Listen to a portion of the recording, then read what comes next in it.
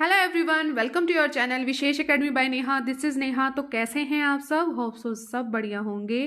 तो guys, channel पर चल रही थी आपकी एक सीरीज़ बहुत ही इम्पोर्टेंट, वो थी मॉडर्न हिस्ट्री से रिलेटेड। लास्ट वीडियो में मैंने आपको, आप प्लेलिस्ट चेक करना, तो उसमें मैंने आपको सहायक संधि के बारे में बताया था। तो आज हम बात करेंगे लॉर्ड डलहौजी की लैप्स की नीति। बहुत बहुत ज़्यादा इंपॉर्टेंट है, तो बस आप वीडियो के एंड तक बने रहेंगे। ये किसके लिए इंपॉर्टेंट है? चाहे आप बीए के विद्यार्थी हैं, चाहे आप एमए के विद्यार्थी हैं, चाहे आप किसी कॉम्पिटिटिव एग्जाम की प्रिपरेशन कर रहे हैं, उन सभी के लिए ये बहुत ज़्यादा इंपॉर्टेंट है। मैंने मेन पॉइंट्स को बहुत अच्छे तरीके से हाईलाइट कर रखा है। तो चलिए वीडियो को स्टार्ट करते हैं और वीडियो को स्किप बिल्कुल भी मत करना। तो देखिए, जो लॉर्ड डलहौजी है, इसका जो टाइम पीरियड रहा है बच्चों, वो रहा है आपका 1848 से लेकर 1856 तक का जो टाइम पीरियड रहा है, वो रहा है लॉर्ड डलहौजी का। ठीक है, स्टार्टिंग करते हैं हम, यानी कि यहाँ तक पहुँचा 1848 तक ये लॉर्ड डलहौजी आया और 1856 तक ये हमारे भारत में रहा और इसने क्या क्या काम किए। सबसे पहले हम बात कर लेंगे हैसिंगटन की। ये आया था आपका 1823 में। याद रखेंगे, ये सभी गवर्नर जनरल हैं। ठीक है, तो कौन सा आया था? लॉर्ड हैसिंगटन आया था। ये आया था 1823 में। इसने क्या करा था? इसने त्यागपत्र दे दिया था। इसके बाद जो आपका आया है गवर्नर जनरल, उसका नाम है लॉर्ड एम हर्स्ट। क्या नाम है? Lord Amherst. ये आपको क्रम से याद करना है और पिछले पार्ट में मैंने आपको जो है क्रम से बताया भी था, तो पिछली वीडियो आप जरूर देखना, तभी ये चैप्टर समझ आएगा। ठीक है, तो लॉर्ड हैसिंगटन के बाद आया लॉर्ड एम हर्स्ट। ये बना था भारत का गवर्नर जनरल। ठीक है, कंपनी का गवर्नर जनरल ये बना था। और लॉर्ड एम हर्स्ट जो था, इसका जो टाइम पीरियड था वो था 1823 से 1828, क्योंकि यहाँ पर हैसिंगटन ने क्या कर दिया था? अपना त्यागपत्र 1823 में दे दिया था और ये रहा था 1828 में। इसने कंपनी की हर प्रकार की स्थिति का इसने अच्छे तरीके से मूल्यांकन करा और अपना जो कदम आगे बढ़ाया और इसने अपने टाइम पीरियड को कंप्लीट किया। इसके बाद जो वेरी इंपॉर्टेंट आता है आपका 1828 का, ये था लॉर्ड विलियम बेंटिक। आपने नाम इनका ज़रूर सुना होगा। तो ये आया था 1828 में। ये भारत का गवर्नर जनरल बनकर आया था। ठीक है, और ये बहुत ही उदारवादी दृष्टिकोण का व्यक्ति था, मतलब बहुत ही उदार था। और इसका जो शासनकाल था बहुत ही बढ़िया था। इसमें भारत में शांति और सुधारों का काल, इसके काल को कहा जाता है, इसके शासनकाल को शांति और सुधारों का काल कहा जाता है। और इसने एक बढ़िया काम और किया है कि जो देशी राज्य थे उनके प्रति इसने अहस्तक्षेप की नीति का पालन किया। मतलब आप कुछ भी करो, मैं किसी भी प्रकार का कोई भी हस्तक्षेप नहीं करूंगा। ठीक है, लेकिन हम इस तरफ की चीज, एक तरफ की चीज मैं आपको ये भी बताऊंगी कि अगर इसने अहस्तक्षेप की नीति का पालन किया है, लेकिन इसने अपने स्थानीय स्तर पर कंपनी के जो हित थे ना, उनको भी इसने इग्नोर बिल्कुल भी नहीं किया है। ठीक है, और साम्राज्यवादी रास्ते पर चलकर उसने बड़ौदा के राज्य में हस्तक्षेप कर गृह युद्ध को रोका भी है। ठीक है, कहाँ? वैसे तो ये बोल रहा था कि ये अहस्तक्षेप की नीति का पालन इसने किया, लेकिन इसने एक जगह जो हस्तक्षेप करा वो कहाँ पर करा है? बड़ौदा। ठीक है, बड़ौदा का एक राज्य था, उसमें इसने क्या किया था? उसमें हस्तक्षेप किया था और वहां भी एक बढ़िया काम ही किया है कि वहां पर गृह युद्ध को इसने रोका। और इसके बाद झांसी और अगर अवध की बात करते हैं तो झांसी और अवध में भी इसने अपने हित को सुरक्षित रखा। और इसने बढ़िया काम और क्या किया है कि एक जगह है कुर्ग। क्या है? कुर्ग। कुर्ग में इसने सैनिक कार्रवाई करके अपने साम्राज्य का विस्तार किया है। कहाँ किया है अपने साम्राज्य का विस्तार? कुर्ग में जो है अपने साम्राज्य का इसने विस्तार किया है। और हैदराबाद की बात करें, कोटा की बात करें, बूंदी हो गया, जयपुर के प्रति बिल्कुल तटस्थ रहा, मतलब इसने कोई रिएक्शन उस पर नहीं दिया। और जो सिंध है और पंजाब के साथ लॉर्ड विलियम बेंटिक ने मित्रतापूर्ण जो है अपने संबंध अपने स्थापित किए हैं। तो वेरी इंपॉर्टेंट, आपसे पूछा जा सकता है कि किसका शासनकाल शांति और सुधारों का काल कहा जाता है? तो लॉर्ड विलियम बेंटिक का। ये भारत का गवर्नर जनरल जनरल कब बनकर आया था? तो आया था 1828 में। क्या इसकी हस्तक्षेप की नीति थी या अहस्तक्षेप की नीति थी? तो इसकी अहस्तक्षेप की नीति थी। और इसने जो हस्तक्षेप कहाँ पे किया था? तो बड़ौदा का एक राज्य है उसमें इसने हस्तक्षेप किया था और वहाँ भी इसने गृह युद्ध को रोका था। इसने कहाँ किस चीज़ के लिए सुरक्षित रखा, किस देश को या किस राज्य को इसने जो है अपना सुरक्षित रखा था? तो झांसी और अवध को, इन राज्यों को इसने सुरक्षित रखा था।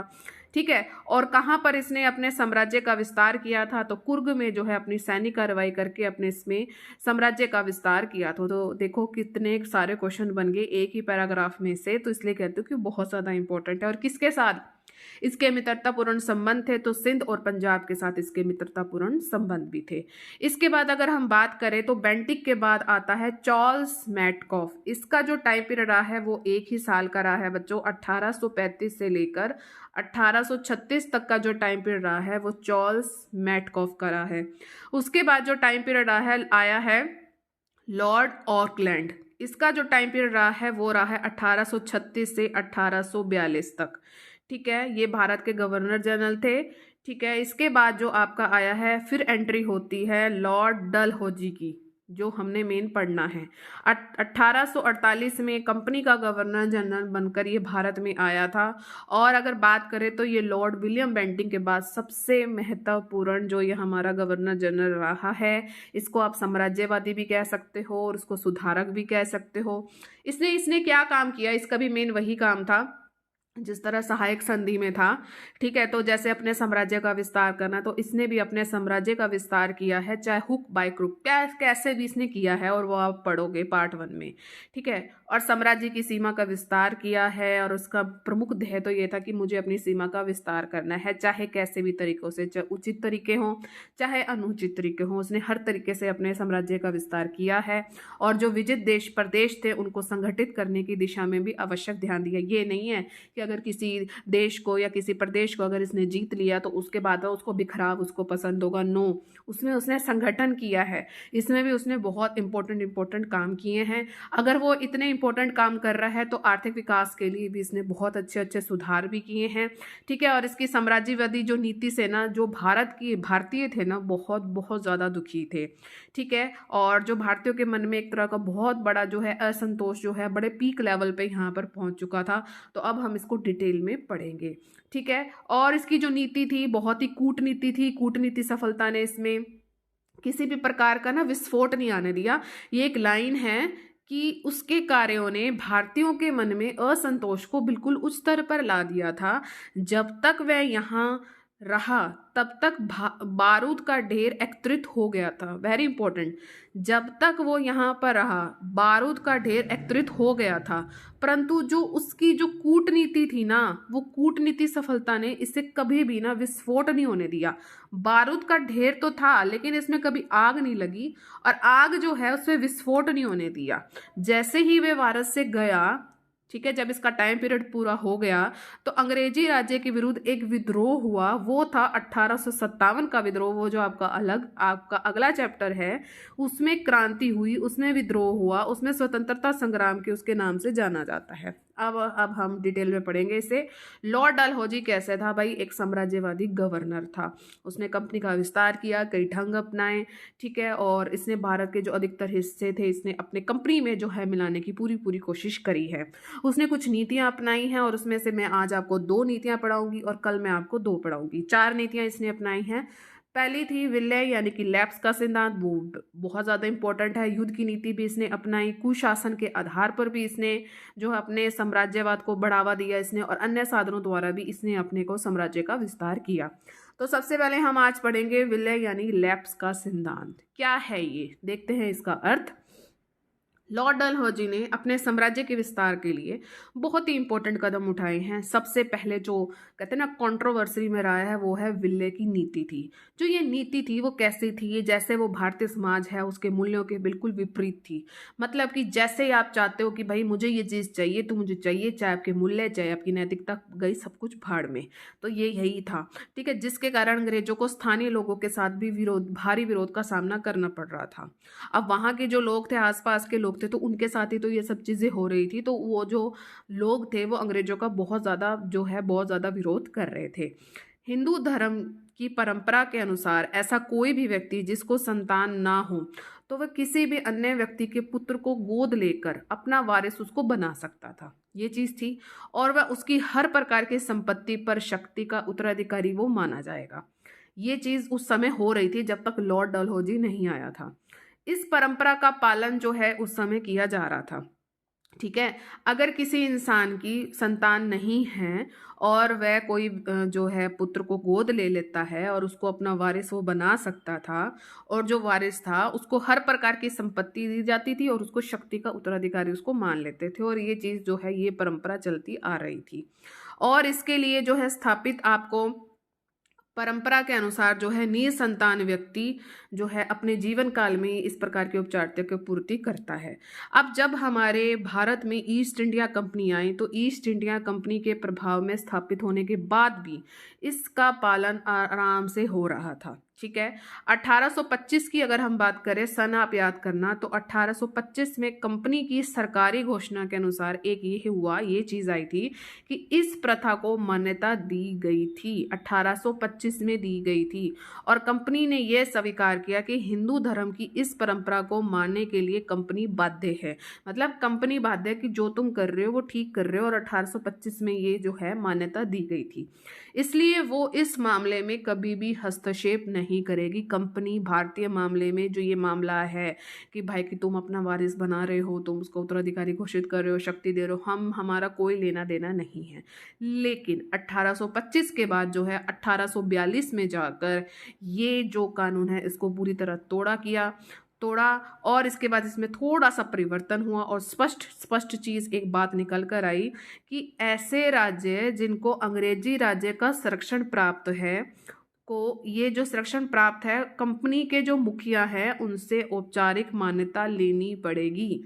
जिन राज्यों पर अंग्रेजों का प्रभाव है उनको कंपनी के मुखिया से औपचारिक मान्यता लेनी पड़ेगी। लेकिन 1825 से लेकर 1841 तक ऐसा कुछ नहीं था। 1842 में जाकर ये परिवर्तन देखने को मिला। इसका अर्थ यह लगाया जा सकता है कि यदि कंपनी नहीं चाहेगी तो वो भारतीय शासक पुत्र गोद नहीं ले सकेंगे। ठीक है, अब ये बात आ गई है 1842 में, यहीं से कहानी शुरू होती है। ठीक है, तो यहाँ पर ये बात होगी कि भारतीय शासक अब पुत्र गोद नहीं ले सकेंगे अगर कंपनी के जो मुखिया है उसने मना कर दिया तो। इसके बदले में भारतीय नरेशों ने कंपनी से संपर्क बनाया और कंपनी में ये कहकर शांत कर दी कि ये मात्र तो सिर्फ औपचारिकता है। अब इतना आप बवाल कर रहे हो कि आप कह रहे हो कि अब गोद नहीं ले सकोगे। ठीक है, तो इसके बाद जो राजा महाराजा हैं तो वो तो फिर विरोध करेंगे। तो अब ये कह रहा है कि बस ऐसे फॉर्मेलिटी के लिए हमने ये जो है थोड़ा सा परिवर्तन किया 1842 में। अब आया लॉर्ड डलहौजी, उसने ये बोला कि कोई विशेष लॉर्ड डलहौजी के आने तक इस संदर्भ में कोई विशेष नियम नहीं था, क्योंकि कंपनी चाहते हुए भी भारतीय समाज के मामले में हस्तक्षेप करके कोई भी समस्या अपने आसपास वो बिल्कुल भी पैदा नहीं करना चाहती थी। वह किसी कमजोर शासक की मान्यता तो निरस्त कर देती जबकि शक्तिशाली को मान्यता दे देती थी। इतना वो कंपनी उस समय कर रही थी। जो कमजोर शासक थे उनकी मान्यता को वो रद्द कर रही थी, लेकिन जो शक्तिशाली थे ना उनको वो मान्यता दे रही थी। बात करेंगे हम, साक्ष्य बताते हैं कि आपका 1826 से लेकर 1848 के बीच में जो 15 भारतीय शासकों को इस संदर्भ में जो है मान्यता दी गई थी। वेरी इंपॉर्टेंट कि कितने भारतीय शासकों को इस समय मान्यता दी गई थी, तो 15 जो है आपके भारतीय शासक हैं इनको ये मान्यता दी गई थी। जबकि आपके चाहे जालौन है, चाहे कैथल है, चाहे कोलाबा, इनके शासकों को कोई भी मान्यता नहीं दी गई थी। क्यों नहीं दी गई थी? क्योंकि ये कमज़ोर शासक थे। तो ठीक है, इन जगहों के शासकों को इसकी मान्यता नहीं दी गई थी। तो लॉर्ड डलहौजी ने इस प्रथा को गैर कानूनी जो है घोषित कर दिया और गोद लेने की प्रथा पर बिल्कुल ही रोक लगा दी कि ये कोई लाट साहब है कि 15 भारतीय शासकों को तो तुमने मान्यता दे दी और इन तीनों को नहीं दी। अब लॉर्ड डलहौजी को मिल गया मौका, इसने मौके पे चौका मारा है भैया। आप देखना, इसने पूरी वीडियो में देखना, इसने मौके पे चौका मारा है। कोई लेना देना नहीं था भाई, घुस गया और अपना साम्राज्यवाद का विस्तार किया। गोद लेने की प्रथा पर इसने रोक लगा दी। इस कानून में स्पष्ट कर दिया कि यदि कोई राज्य अगर इस कानून का पालन नहीं करता है तो उसको उत्तराधिकारी नहीं माना जाएगा। और लॉर्ड डलहौजी के आगमन के समय भारत में 3 प्रकार के राज्य थे जो आपको याद रखने हैं, एक कहानी की तरह समझेंगे इसे। सबसे पहले था एक स्वतंत्र राज्य, दूसरे थे मित्र राज्य और तीसरे थे आश्रित। आप आश्रित समझ जाना, इसकी बहुत ही दुर्गति होगी। जो स्वतंत्र राज्य थे इनका कंपनी से कोई भी संबंध नहीं था, किसी भी प्रकार का इनसे कोई भी संबंध नहीं था। दूसरे थे आपके मित्र राज्य, ये कंपनी इनके बारे में कोई हस्तक्षेप, बिल्कुल भी कोई हस्तक्षेप नहीं करती थी। ये मात्र क्या करती थी, जो विदेशी मामले थे उनके बारे में वो सजग रहती थी बिल्कुल। आश्रित राज्य कैसे थे कि ये राज्य थे कि पूरी तरह से कंपनी के अनुकंपा पर, मतलब कंपनी के ऊपर पूरी तरीके से डिपेंड है, मतलब कि इनकी जो है दुर्दशा अब आप देखोगे। लैप्स की जो नीति थी ना वो तीसरी प्रकार के राज्यों अर्थात आश्रित राज्यों पर पूरी तरह लागू होती थी। इन दोनों पर कोई भी दबाव किसी प्रकार का नहीं था। जबकि दूसरी तरह के जो राज्य थे अर्थात जो मित्र राज्यों के, उनके अंग्रेजों के साथ संबंधों की प्रकृति पर वो निर्भर करता है कि मतलब कि उनके ऊपर डिपेंड था कि वो उस चीज को मान्यता देता है या नहीं देता, वो उनके ऊपर डिपेंड करता था। और ये सारे अधिकार किसके पास थे, ये सारे अधिकार आपके कंपनी के पास थे कि किसे रखना है किसे नहीं रखना है, ठीक है। और लैप्स की नीति, इसके अनुसार ऐसा कोई भी राज्य जो अंग्रेजों पर आश्रित है और अंग्रेजों के प्रभाव में है, उसका शासक निसंतान मर जाता है तो उसे पुत्र गोद लेने की आज्ञा नहीं होगी। देखो, आश्रित राज्य का बेड़ा गर्क होगा यहाँ पर। तो वही बात बनी कि इनका जो है, अगर कोई शासक निसंतानी मर जाएगा और पुत्र को गोद भी नहीं लेगा तो उसको नहीं होगी आज्ञा कि वो पुत्र गोद ले सके, उसका राज्य अंग्रेजी राज्य में मिला दिया जाएगा। तो यही है लैप्स की नीति, ठीक है। और डलहौजी ने इस गोद निषेध कानून को लागू करने के लिए औपचारिक कदम उठाने का भी आदेश दे दिया। अब बात करेंगे इसने इम्प्लीमेंट कैसे किया, क्रियान्वयन कैसे किया, कैसे शुरुआत करी, ठीक है। और सबसे पहले सतारा को अंग्रेजी राज्य का इसने हिस्सा बना लिया और ये पहला भारतीय राजा था। इसको डिटेल में पढ़ते हैं। सतारा का एक शासक था, उसकी मृत्यु हुई। कब हुई है भाई, 1848 में इस बंदे की मृत्यु होगी, या सतारा के शासक की, याद रखना, वेरी इंपॉर्टेंट। मृत्यु से पूर्व उसने एक पुत्र को गोद लिया हुआ था और उसने क्या किया, उसने कंपनी के नियमों के अनुरूप पुत्र को मान्यता देने के लिए औपचारिक प्रार्थना पत्र भी दिया। उनको बोला कि भाई कि ये मेरा पुत्र है, मैं मर रहा हूँ, तुम इसको जो है आप प्रार्थना पत्र दिया कि भाई कि आप मेरा काम मानो, गोद लिए को मानो। लेकिन डलहौजी ने उसकी इस बात का बिल्कुल उल्लंघन कर दिया, कोई आज्ञा नहीं दी। और उत्तराधिकारी के अभाव में इसके जीते जी इसको कोई रिस्पॉन्स नहीं दिया। जैसे ही उसने देखा खुद की गलती, रिस्पॉन्स नहीं दिया, अब उत्तराधिकारी का अभाव हो गया तो सतारा को इसने अंग्रेजी राज्य का हिस्सा बना दिया। किसने, लॉर्ड डलहौजी ने। और सतारा अंग्रेजों की इस नीति के तय शिकार बनने वाला पहला भारतीय राज्य था। वेरी इंपॉर्टेंट कि जो लॉर्ड डलहौजी की जो नीति थी उसके जो निशाने पर कौन सा पहला भारतीय राज्य था, वो था हमारा सतारा, ठीक है। नेक्स्ट है नागपुर की बात देख लेते हैं। नागपुर का एक शासक था राघोजी। क्या नाम है, राघोजी। ये भी निसंतान था और पुत्र गोद लेने के लिए आवेदन इसने दिया था। 1853 में इसकी मृत्यु हुई थी। सतारा के शासक की मृत्यु हुई थी 1848 में और नागपुर के शासक की जो मृत्यु हुई थी वो हुई थी 1853 में। उसकी मृत्यु तक कंपनी ने उसकी प्रार्थना पर कोई भी कार्यवाही बिल्कुल भी नहीं की थी। और राघव जी की जो मृत्यु के बाद उसकी जो विधवा थी, उस विधवा रानी ने एक निकट संबंधी यशवंत राव को, वेरी इंपॉर्टेंट, कि किसे जो है गोद ले लिया था, यशवंत राव को जो है गोद ले लिया था। और डलहौजी ने इसको कोई भी मान्यता नहीं दी और नागपुर भी जो है अंग्रेजी राज्य का हिस्सा बना दिया। इसके बाद झांसी, ये तो आपको जरूर पता होगा, झांसी पहले किसका था, झांसी पहले पेशवा के राज्य का हिस्सा था, परंतु कंपनी ने उसे अलग करके रामचंद्र राव को यहाँ पर स्वतंत्र शासक बना दिया था। कंपनी ने बनाया है, किससे बनाया है, रामचंद्र राव को। उसके बाद गंगाधर राव उसका उत्तराधिकारी बना और गंगाधर राव की जैसे ही मृत्यु उसका दत्तक पुत्र की अनुमति प्राप्त हुए बिना ही 1853 में हो गई। और यहाँ पर आपको पता है कि अगर झांसी का नाम आ रहा है तो रानी लक्ष्मीबाई जी का नाम जरूर आएगा। तो इन्होंने वेरी इंपॉर्टेंट कि आनंद राव को किसे जो है गोद लिया था, आनंद राव को यहाँ पर इसने गोद लिया था और डलहौजी ने इसको बिल्कुल भी मान्यता नहीं दी थी और 1854 में भी उसे भी अंग्रेजी राज्य का हिस्सा घोषित कर दिया। कब की बात है भाई? 1854 की। झांसी का तो आप सबको पता ही है। बात करेंगे हम संबलपुर की, इसको कैसे अपने में मिलाया। संबलपुर की जो रियासत का क्षेत्र जो आज वर्तमान में उड़ीसा में था, ठीक है, संबलपुर।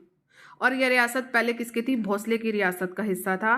फिर यहाँ पर 1849 की अगर बात करो तो यहाँ के राज्य की मृत्यु हो गई, और जो यहाँ की रानी थी उसने भी पुत्र गोद लेने की बजाय स्वयं शासन अपने हाथ में ले लिया, और पुत्र गोद लेने के लिए इसने आवेदन भी किया। लेकिन डलहौजी तो निकला बहुत ही चालाक। उसने क्या करा, डलहौजी ने रानी की जीते जी ही, वो जीवित ही थी, उस राज्य को अपने अंग्रेजी राज्य का हिस्सा बना लिया। किसको बना लिया? संबलपुर। अब क्वेश्चन बन सकता है कि ऐसा कौन सा राज्य है कि वहां की रानी जिंदा थी तब भी डलहौजी ने उसे अपने अंग्रेजी राज्य का हिस्सा बना दिया? तो संबलपुर को। ठीक है, और भी राज्य हैं, अन्य राज्य भी, इनके बारे में भी देख लेते हैं। एक है आपका जैतपुर का राज्य, जो है आपका 1849 को, 1849 में है जैतपुर का राज्य, इसको भी अंग्रेजी राज्य का हिस्सा बना लिया। फिर है हमारा 1852 को, 1852 में भी उदयपुर को जो है अंग्रेजी राज्य का हिस्सा बनाया। फिर बात करेंगे हम 1853 की, इसमें भी डलहौजी ने करौली के राज्य को भी इसने मिलाना चाहा, लेकिन संचालक मंडल के कारण ऐसा बिल्कुल भी संभव नहीं हो सका। अब इसके बारे में जो आपको अब लेफ्ट की नीति बिल्कुल समझ आ गई होगी। अब इसके बारे में कुछ तर्क हैं, वो तुम्हें पता होनी चाहिए कि कैसे कैसे तर्क जो है कुछ कुछ इतिहासकार ने दिए हैं। कुछ ऐसे इतिहासकार भी हैं, उन्होंने कहा कि इस नीति का समर्थन किया। कैसे? कि जो ये निर्णय लेता था न्यायोचित था, और जितने भी इसका समर्थन दे रहे थे वो सारे के सारे जो इतिहासकार थे वो ब्रिटिश थे। डलहौजी ने शासकों को धार्मिक तौर या सामाजिक जीवन में जो है पुत्र गोद लेने पर रोक नहीं लगाई थी, धार्मिक पर और सामाजिक जीवन पर। इसलिए ये धार्मिक और सामाजिक मामलों में हस्तक्षेप बिल्कुल भी नहीं था। उसने सिर्फ और सिर्फ जो है राजनीतिक लेवल पे ही ये निर्णय लिया था। पहला कारण इन्होंने ये बताया भाई।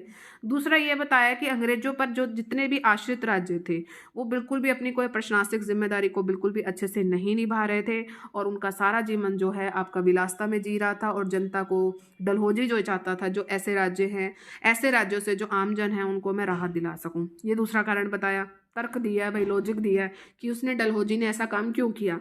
आश्रित राज्य थे वो बिल्कुल ही नाम मात्र के राज्य थे, ठीक है, नाम मात्र के राज्य थे, और कंपनी जब चाहती उन्हें अपने राज्य में मिला सकती थी। और इस तरह से कंपनी ने इस नए कानून के तहत जो है साम्राज्य का विस्तार किया। भाई अपना तर्क दे रहे कि हमने ऐसा काम क्यों किया। देखो कितने कितने अजीब से तर्क है। और डलहौजी से पहले भी इस इंतात काम कर रहा था, इसलिए उसे दोषी नहीं ठहराया जा सकता। मतलब कि जब तक डलहौजी यहाँ पर नहीं आया था तो उससे पहले भी ये सारे काम हो रहे थे। अच्छा, डलहौजी ने जिस भी राज्य का विलय किया है उसकी विधवा और परिवार के सदस्यों को उसने आजीविका की समुचित व्यवस्था की है, और उनका आवास भी खाली बिल्कुल नहीं करवाया शांति के लिए, और उसका कार्य तर्कपूर्ण विवेकपूर्ण था। ठीक है, अब जानेंगे इसके जो विपक्ष में तर्क थे, और वो तुम्हें अच्छे लगेंगे। ठीक है, लेफ्ट की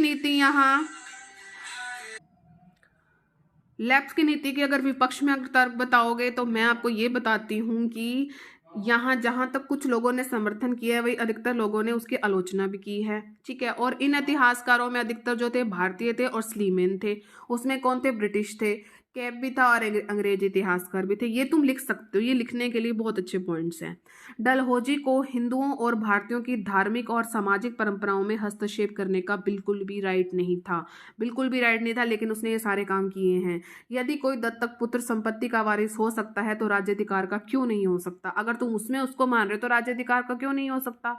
और डलहौजी ने इस नीति को बहुत ही सख्ती से लिया है और इसको तिरस्कारपूर्ण ढंग से इसको बिल्कुल लागू किया है। पहले वह ऐसे शासकों को आवेदन देने के लिए कहता था और उन पर कोई विचार भी नहीं करता था, और जब उसकी मृत्यु हो जाती तो अधिग्रहण की घोषणा कर देता और उसे अपने राज्यों में ऐसे कहीं इसने किया, और मैंने तुम्हें बताया भी है। डलहौजी ने एक तंत्र ये दिया है कि भारतीय शासक थे, उन पर यह आरोप लगाया कि वो विलासिता का जीवन जी रहे थे और अपने समय को बर्बाद कर रहे थे। प्रशासन और जनता के हितों का ध्यान उनके पास बिल्कुल भी नहीं था। ये ऐसे जनता में प्रिय कैसे हो सकते हैं जबकि अंग्रेज जनता के हितैषी होने का वो दावा करते हैं। 1857 की क्रांति को ही देख लो। ठीक है, यह कहना है कि डलहौजी से पहले ही ये परंपरा जो थी बिल्कुल प्रचलन थी। ये मार के कोई तर्क नहीं दे रहा। भारतीय शासक ने पुत्र गोद लेने के लिए आवेदन दिया तो उसे इसकी आज्ञा ना मिली हो, और जिन लोगों को इसकी आज्ञा नहीं मिली उनके कुछ अन्य कारण भी रहे थे। तो ऐसा आप नहीं कह सकते हो कि पहले ये सब कुछ चल रहा था। डलहौजी ने यह सिद्धांत केवल आश्रित राज्यों पर ही लागू किया, ये सत्य है, लेकिन इससे पहले जितने भी स्वतंत्र राज्य थे उनको पहले आश्रित राज्य भी बनाया है इसने। और ये इनकी संकीर्ण मानसिकता थी इस डलहौजी की।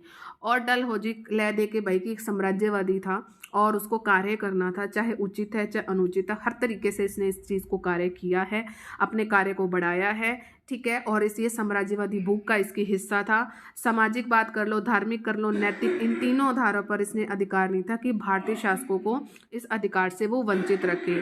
और भारतीय जनता ने भी उसके हितों की रक्षा के लिए उसके राज्य का अधिग्रहण किया है, ठीक है। तो ये आपको तर्क और वितर्क समझ अच्छे से आ गए होंगे। अब हम बात करेंगे इसकी युद्ध की नीति, ये दूसरी इसकी नीति है, लैप्स की नीति। उम्मीद है आपको समझ आ गई होगी, और अगर आपको समझ आ गया है तो आप सभी लाइक ज़रूर कर दो। इसके बाद हम बात करेंगे युद्ध की नीति, इसने किस तरह युद्ध के जरिए अपने साम्राज्य का विस्तार किया है। तो लॉर्ड डलहौजी ने सबसे पहले विलय के सिद्धांत के थ्रू युद्ध के माध्यम से भी अपनी कंपनी की सीमाओं का विस्तार किया है।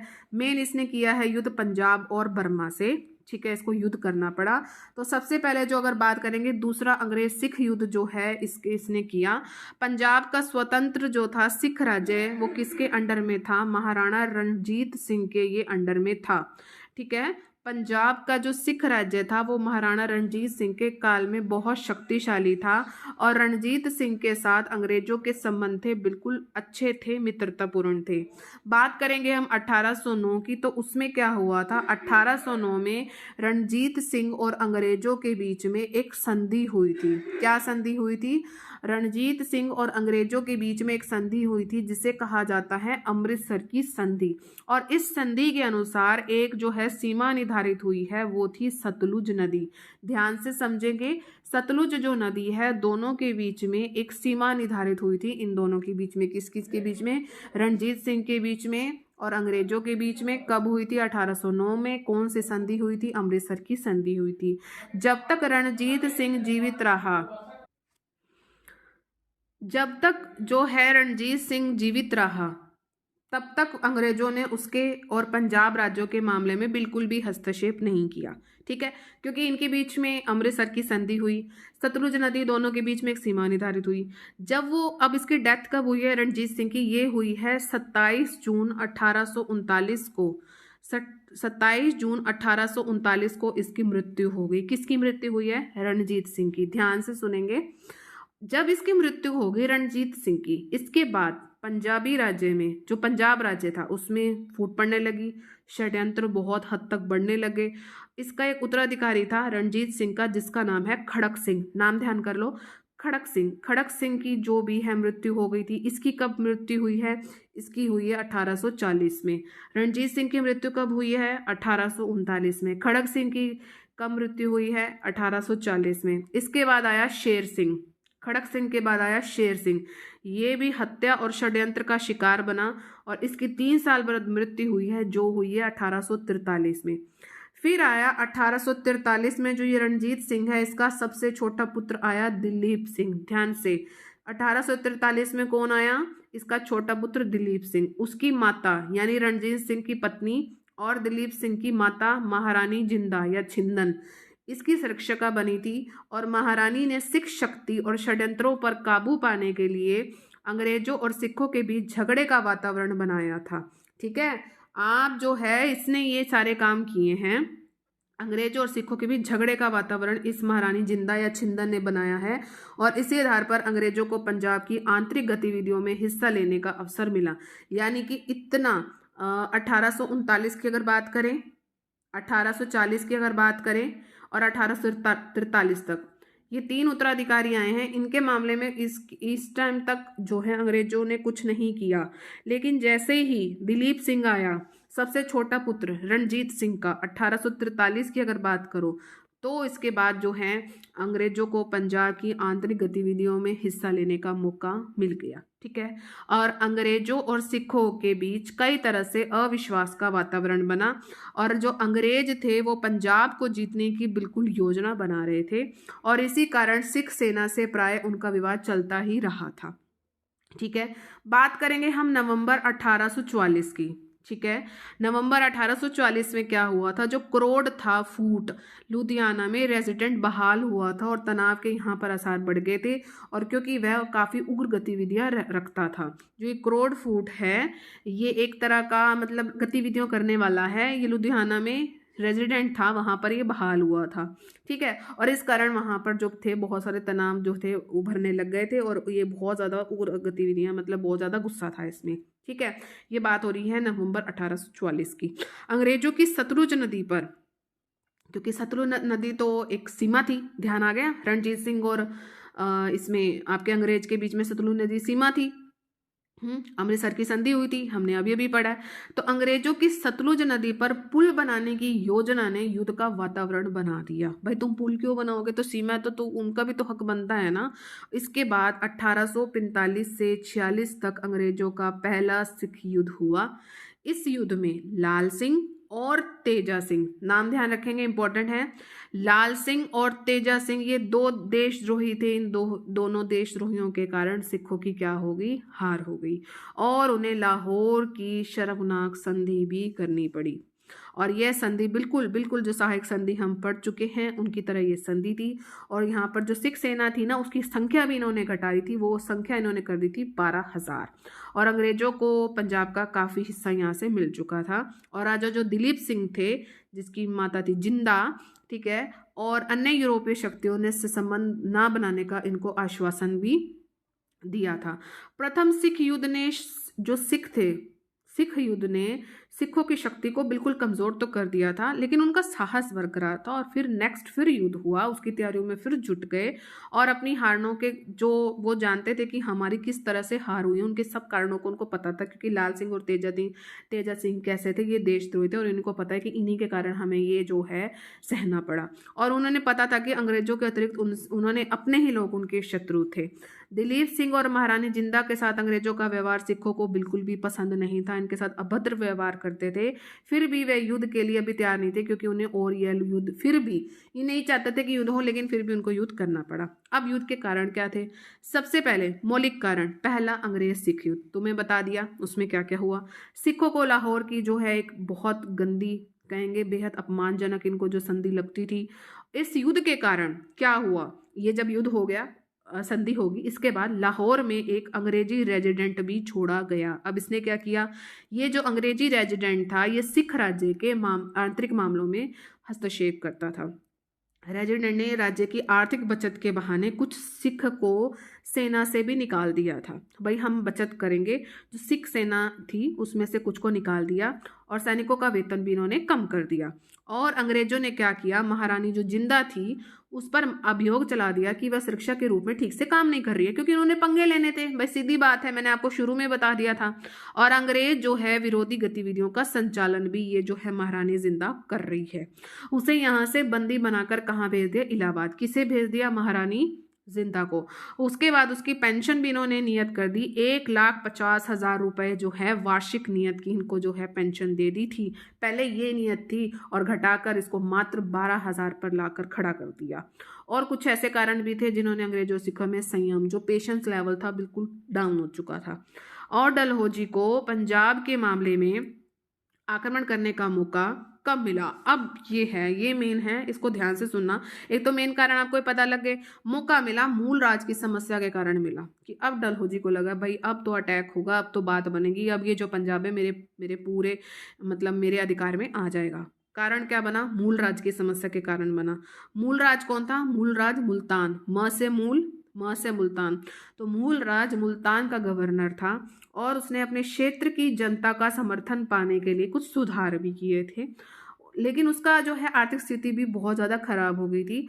वे अपने क्षेत्र से माल गुजारी भी कम वसूल कर पाया था, क्योंकि आर्थिक स्थिति बहुत ज़्यादा कमज़ोर थी।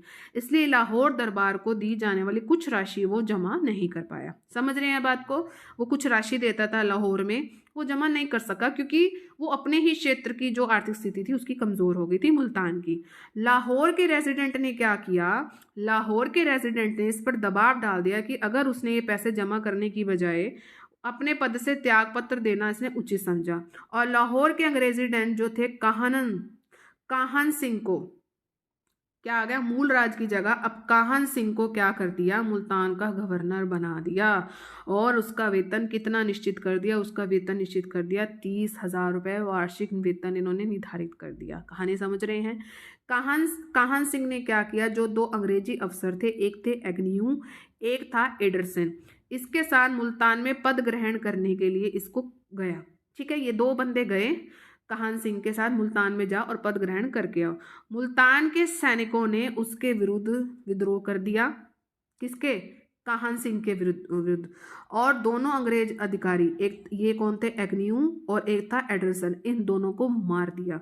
और इसी तरह एक अंग्रेज अफसर की कार्रवाई से हजारा का निजाम छत्र सिंह भी अंग्रेज विरोधी हो गया। छत्र सिंह भी हो गया, दो बंदों को तुमने मार दिया और काहन सिंह को भी ले गए, उसका भी कुछ ना बना।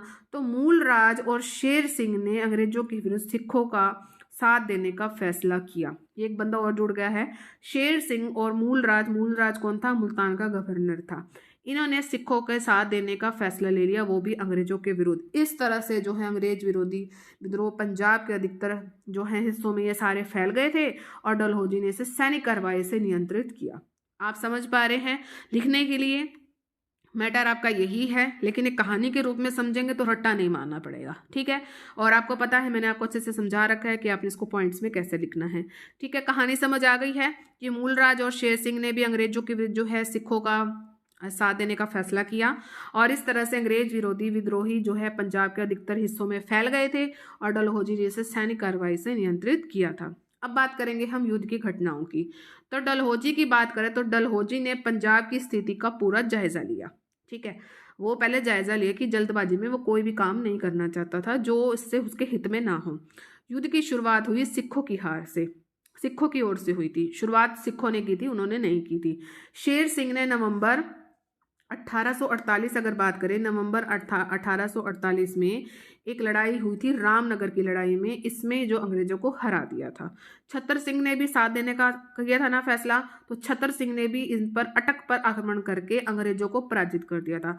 रामनगर पर किसने किया है, रामनगर पे किया है शेर सिंह ने, और छतर सिंह ने किया है अटक पर। ठीक है, और डलहौजी ने अपनी काउंसिल की मीटिंग में शपथ ली थी और घोषणा की थी कि बिना किसी चेतावनी के सिख राज्य ने लड़ाई की मांग की है।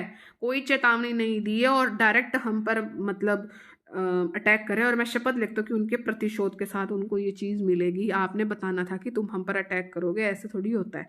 और इस शपथ के बाद डलहौजी ने क्या किया, मेजर लॉर्ड गफ, नाम ध्यान रखेंगे, मेजर लॉर्ड गफ को सिखों के विरुद्ध जो है युद्ध की कमान सौंप दी। और गफ ने क्या किया, 13 जनवरी, ध्यान रखेंगे 13 जनवरी 1849 को सिखों की ओर इसने प्रस्थान किया।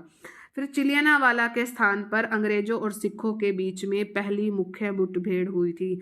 ये जगह का नाम ध्यान रखना, चिलियानवाला के स्थान पर अंग्रेजों और सिखों के बीच में पहली मुठभेड़ हुई थी और इसमें कोई भी निर्णय नहीं हो पाया था।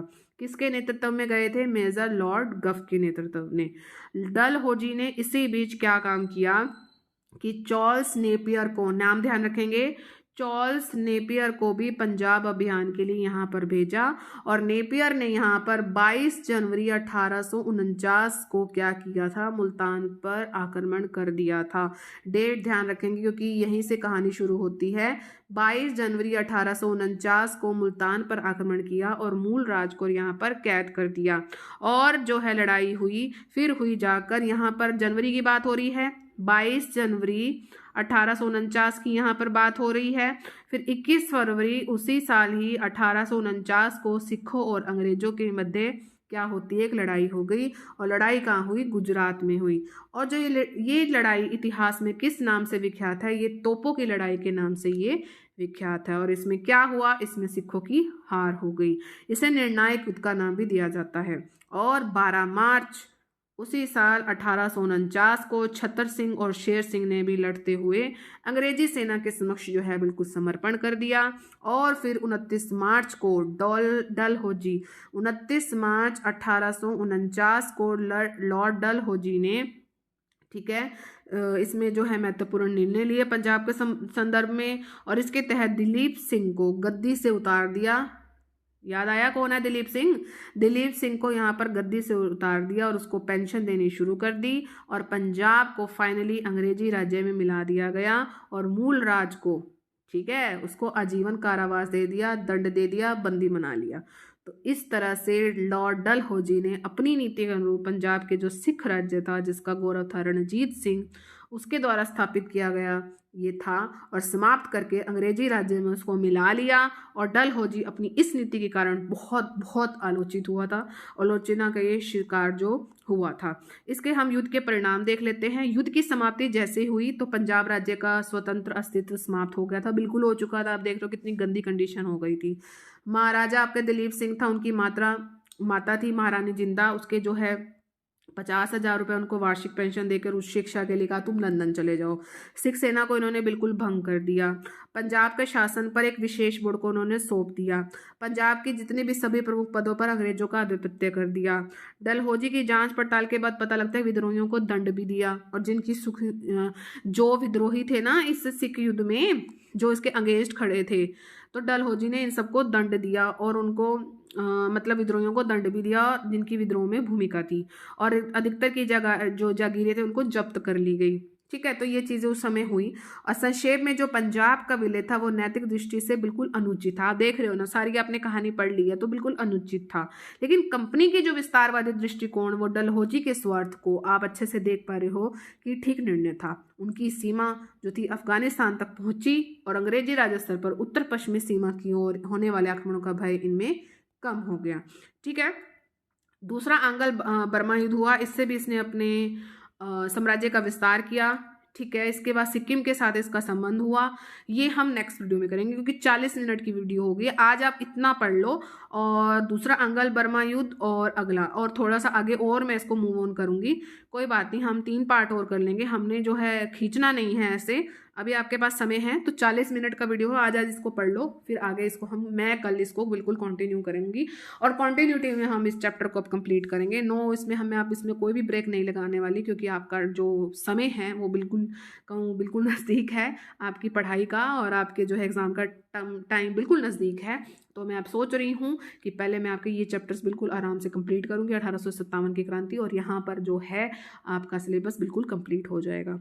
तो कैसा लगा ये सेशन? मुझे उम्मीद है बढ़िया लगा होगा। अगर अच्छा लगा है तो प्लीज़ आप सभी लाइक ज़रूर करें, शेयर मैक्सिमम करें, सब्सक्राइब का रेड बटन उसे ज़रूर प्रेस करें, ऑल पर ज़रूर क्लिक करें, ताकि चैनल पर जितनी भी वीडियोस आएँ उसकी नोटिफिकेशन आपको टाइम टू टाइम मिलती रहे। और कमेंट सेक्शन में आपने सबने बताना है कि आज का सेशन आपको कैसा लगा। जो देख रहा है प्लीज़ आप कमेंट सेक्शन में अपना फीडबैक ज़रूर दीजिएगा। अच्छा लगता है देखकर कि आपको चीज़ें पसंद आ रही हैं। शेयर मैक्सिमम करना, क्योंकि अब जो है BA सेकेंड ईयर का आपका एग्ज़ाम बिल्कुल नज़दीक है। BA second year KUK university, JJ university, इन सभी के लिए है। और जो है प्लेलिस्ट इसकी बनी हुई है। मध्यकालीन इतिहास भी मैं मुगल शासनकाल से आपका टाइम पीरियड स्टार्ट हो जाता है, उसको भी कंप्लीट करूंगी किसी ना किसी तरह। तो मॉडर्न हिस्ट्री का जो है आपका सेक्शन है इसी में कंप्लीट हो जाएगा। ठीक है, तो BA सेकेंड ईयर के लिए जो मेन मैं इसको टारगेट कर रही हूँ BA सेकेंड ईयर के लिए है। तो आप उन सभी बच्चों के साथ, चाहे आप किसी भी कॉलेज के विद्यार्थियों, आपस में शेयर करो मैक्सिमम, और उनको बताओ कि हाँ भाई किस चैनल पर आपको हिस्ट्री पढ़ाई जाती है। ठीक है, तो चलिए मिलेंगे अपने नेक्स्ट सेशन में। Till then thank you so much for watching. Bye bye guys and take care.